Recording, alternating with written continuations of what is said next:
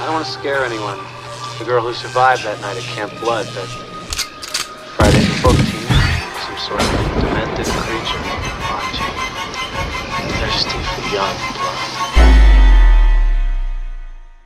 What's up, everybody? It's Tony, aka Friday the 14th, and I'm back for a new episode of Rapid Reviews, where we give our quick thoughts on a movie that we just watched here recently, and if we recommend it to you or not, go watch it. If not, then so be it. But the next movie that's up on the list, as you saw in the thumbnail, is the new Sabu documentary. This was recently put out by Vinegar Syndrome with their partner label lines. RVD was the producer of this movie.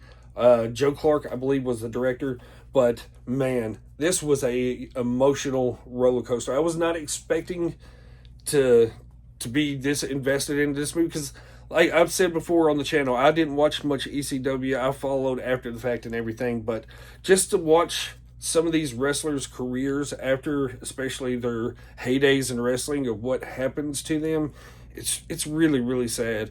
And you saw it in the Hogan documentary here recently, and with this one. I mean, these guys were, just barely able to get around and everything. And Sabu didn't even have a home for himself and everything. But this documentary leads up to his final match, and then I think a few weeks after his final match with GCW, he sadly passed away. So RIP Sabu. But this documentary is absolutely fantastic. ETR is a great documentary. They put out a ton of Vinegar Syndrome documentaries, and they've all been fantastic. But this one, I was not expected to get as emotionally invested into this one as I did. But man, it's just really, really sad to see. I don't know if this is streaming on any services or not, but if you're a wrestling fan, especially if you're an ECW fan, you definitely need to check this out. It was really, really well done. RVD is awesome with it. RVD was probably his best friend out there, and shout out Joey Janela for putting him on too. So, but yeah, highly recommend this one.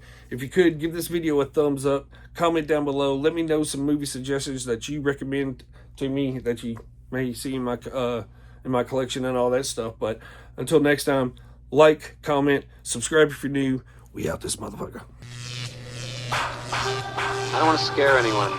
The girl who survived that night at Camp Blood, that Friday the 14th, some sort of demented creature, watching, thirsty for young blood.